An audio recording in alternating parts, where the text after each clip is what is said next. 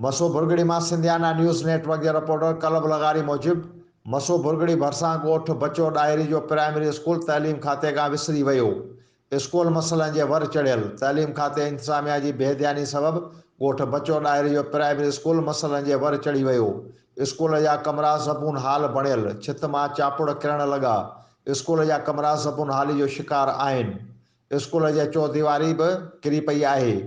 School में पीअण जो साफ़ पानी की सहूलियत भी मौजूद ना है न वाशरूम की सहूलियत।